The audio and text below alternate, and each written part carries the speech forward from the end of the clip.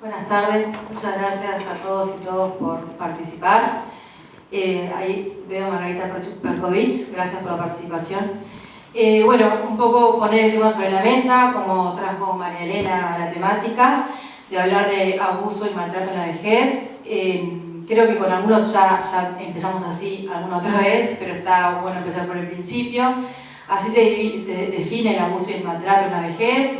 Constituyen aquellas acciones u omisiones únicas o repetidas que generan daños a la integridad física, psíquica y moral y vulneran el ejercicio y goce de los derechos y libertades fundamentales de las personas mayores. Así que interesa particularmente señalar que es una acción que capaz que es más fácil de identificar, de maltrato o de abuso, pero también una omisión. Y acá no solo capaz que se asocia más fácilmente con la negligencia, pero también puede ser la falta de cuidado, ¿no? Eso, o el abandono también constituye una forma de maltrato. Sucede en distintos entornos, esto está siempre bueno señalarlo, ¿no? En ámbitos del hogar, en ámbitos de la comunidad y en instituciones, y acá no solo refiere como a instituciones de larga estadía o a residenciales, sino instituciones que de alguna manera atienden a personas mayores de distintos lugares, digamos, ¿no? La salud, la seguridad social, etc. Y constituye una violación a los derechos humanos. Las formas de abuso, algunas las dijimos: físico, psicológico, emocional, abuso patrimonial, negligencia o abandono, abuso sexual institucional. Y es importante señalar que estas formas, digamos, no es que suceden de forma aislada, sino que muchas veces suceden de manera simultánea, generando consecuencias físicas, psicológicas y sociales graves para las personas mayores. Datos y estimaciones de la situación, un poco ya lo traíamos el conversatorio pasado, ¿no? Hay poca disponibilidad de datos, tanto a nivel nacional como internacional. Esto no es exclusivo de Uruguay, digamos. Hay una estimación que, como dice ahí, es una estimación a partir de algunos estudios de distintos países que establecen que para el año 2017, fíjense, ¿no? Estamos en 2026, una de cada 6 personas mayores de 60 años había sufrido algún tipo de maltrato. Y después hay una estimación de tasa de maltrato en instituciones que dan cuenta de que es elevado, porque el 64,2% del personal refiere haber infligido algún tipo de maltrato para el año 2017 a nivel global. Y acá de vuelta, ¿no? En este dato pueden haber como subdeclaración, si se quiere, o sea que perfectamente la prevalencia podría ser mayor, no lo sabemos, esa es la realidad. Un poco por esto que se señala acá. No se denuncia, por un lado, suficientemente, digamos, esto es lo que se entiende desde ámbitos internacionales, por miedo, por dependencia, por vergüenza, o sea que la prevalencia podría ser mayor. También vale decir, no está ahí, pero que también por naturalizar algunos comportamientos y algunas actitudes, también eso hace que no se denuncie o no se registre, ¿no? O sea, si se naturalizan comportamientos, no se visualizan como problemáticos, digamos, o como discriminatorios. Y entonces esto implica que haya un desconocimiento de la magnitud del maltrato a las personas mayores, vinculado en parte, y por eso quería traer hoy especialmente el tema del edadismo, que María Elena nombró también, o la discriminación por edad hacia las personas mayores, que, como dice ahí, afecta a la forma en que pensamos, sentimos y actuamos hacia los demás y hacia nosotros mismos en función de la edad. Mariana creo que también trajo esto de que incluso las propias personas pueden actuar de determinada manera por tener percepciones, ¿no? que son discriminatorias. Eso, entre otras cosas, también influye en la escasez de datos, digamos, ¿no? o en la no disponibilidad de datos, en la medida en que no se denuncia por naturalizar determinados comportamientos, no se registra, no se sistematiza adecuadamente, porque tampoco está claro, ¿no? Si es maltrato, si no es maltrato, si es, qué tipo de discriminación es, si es abuso, si hay violencia, etc. Entonces, en definitiva, la escasez de datos es un indicador también de la naturalización de comportamientos y actitudes discriminatorias que constituyen el edadismo, ¿no? Y eso también implica un obstáculo para el desarrollo de políticas y programas adecuados, porque en la medida en que no se tiene información clara, disponible, real, que indique la prevalencia real de determinados fenómenos, eso implica un obstáculo para la formulación de política pública basada en evidencia, que es como se entiende que debería generarse la política pública. Bien, esto no se espera que disminuya, digamos, en principio, si no se acciona en ese sentido, o sea, si no se toman acciones de prevención y de acción respecto al maltrato, no es esperable que esto disminuya, más considerando, como hemos visto en otros conversatorios, el envejecimiento de la población, ¿no? Que también sucede en Uruguay, sucede sucede a nivel mundial. Como dato ahí, a nivel mundial, para 2080 las personas mayores de 65 años superarán en número a las menores de 18 años, o sea que es un dato bastante contundente, más allá de las especificidades después de nuestro país. Ese envejecimiento también es un envejecimiento que tiene la característica de ser feminizado, ¿no? La feminización del envejecimiento vale la pena señalarlo. Entonces no parece ser un problema que si no se acciona de alguna manera vaya a disminuir por sí solo, sino más bien o probablemente aumentar. Entonces interesa señalar los factores de riesgo. Hay factores que ustedes ahí tienen como individuales de la persona mayor, que pueden ser, por ejemplo, distintos grados de dependencia. Acá existe la dependencia física, digamos, ¿no? A cualquier tipo de discapacidad, deterioro cognitivo, por ejemplo, pero particularmente me interesa hoy señalar la dependencia económica y todo lo que eso implica en lo que es la dificultad para prevenir el maltrato y la violencia, ¿no? En esto de garantizar la autonomía económica de las personas mayores, de todas las personas mayores. Después hay factores propios de la persona que cuida, y acá también pueden aparecer como patologías, o por ejemplo, no sé, consumo de sustancias problemáticos, pueden sucederse, pero también me interesa detenerme en la sobrecarga de quien cuida, o de quienes trabajan cuidando, o remunerado o no remuneradamente, porque hay una sobrecarga en general, así se identifica.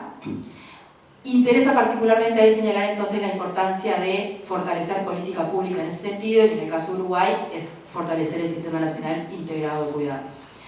Y después hay factores comunitarios sociales que están muy vinculados con lo que veníamos recién, que es el edadismo, ¿no? La discriminación por edad y la naturalización de algunos comportamientos que en realidad constituyen definitivamente maltrato y capaz que están como bastante naturalizados.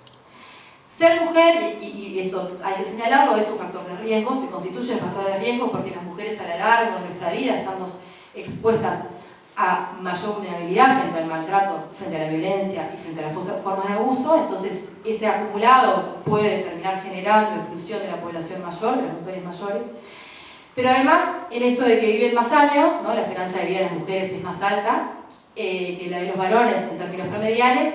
Lo que también interesa señalar es que no necesariamente viven en buenas condiciones y de hecho viven con menores ingresos, pero en medio en general con menor autonomía económica y con mayor carga de tareas de cuidados, lo que implica ahí también la necesidad de fortalecer el sistema de cuidados y garantizar la autonomía económica de las mujeres a lo largo de su vida. En este contexto, vale la pena entonces traer las 5 prioridades para el diseño de las Naciones Unidas del envejecimiento saludable. Vieron que es 2021-2030, cada vez estamos más cerca del final de ese diseño. Como prioridades establecen las Naciones Unidas combatir el edadismo, generar más datos y de mejor calidad, que fue lo otro que se vino mencionando, y después tres prioridades vinculadas a destinar recursos y financiamiento a atender la problemática. En lo que respecta a la Organización Mundial de la Salud, establecen algunas estrategias para prevenir y combatir el maltrato, y acá podemos ver intervenciones de cuidadores, o sea, personas que trabajan cuidando, digamos, para aliviar la carga de las familias. Acá también vale la pena señalar que en Uruguay el Sistema Nacional Integrado de Cuidados apunta a la corresponsabilidad de género, pero también social, y esto implica que el cuidado no deba recaer en las familias únicamente. Programa de administración de dinero para personas mayores que tengan más riesgo de sufrir abuso económico, ¿no? Esto es casi como educación en administración o educación financiera, que sería útil, me parece, para todas y todos, pero particularmente las personas que puedan sufrir riesgo de abuso económico. Líneas telefónicas de ayuda y centros de acogida de emergencia. La implicancia de equipos multidisciplinarios que puedan atender desde distintos espacios, digamos, o ámbitos. Sensibilizar a la población, y acá siempre señalo que esto desde organismos internacionales se encarga, digamos, o se lo encarga a los ministerios de salud y a los organismos de seguridad social, y generar y sistematizar información para visibilizar, sensibilizar y también prevenir. Bien, ya para ir cerrando, algunas acciones más concretas de prevención, como para la vida, digamos, más cotidiana, promover una cultura de buen trato, respeto, cuidado a las personas mayores desde todos nuestros ámbitos, no solo quienes de repente trabajamos en ámbitos que tienen más vínculo con personas mayores, sino en nuestra vida cotidiana, porque todos convivimos con personas mayores. Y esto implica visibilizar y hablar del maltrato a la vejez, ¿no? Visibilizarlo y hablarlos de una manera como estamos haciendo hoy, señalarlo como una forma de violencia, minimizar el riesgo de normalizarlo y también, de alguna manera, evitar que las víctimas no denuncien, ¿no? Ya sabemos que es complejo denunciar y demás, más por las características de dependencia que muchas veces tiene esta población. Entonces, la manera también de que se pueda empezar a denunciar es visibilizando y hablando de la temática. Educar, formar y sensibilizar a la población toda, esto está claro, particularmente a las personas que cuidan y particularmente a las personas que atienden de espacios sanitarios y de servicios sociales. Y acá recordar esto último que dice ahí, que formar también es cuidar a las personas mayores y a quienes cuidan. Porque para las personas que cuidan no es lo mismo cuidar a personas de distintas edades, no es lo mismo cuidar a personas con distintas patologías y demás, o sea que formarlas también es una forma de garantizar su cuidado, su formación, el acceso a mejores condiciones de trabajo, etc.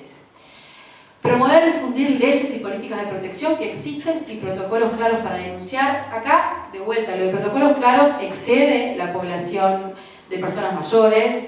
Todos sabemos que hay dificultades siempre en lo que es protocolos de denuncia de situaciones de maltrato y violencia. Promover y fortalecer redes comunitarias y centros de atención. Y acá también está involucrado esto de promover organizaciones colectivas, como puede ser ONAPU, ¿no? o asociaciones de jubilados y pensionistas. Y denunciar situaciones sospechosas, abuso y negligencia.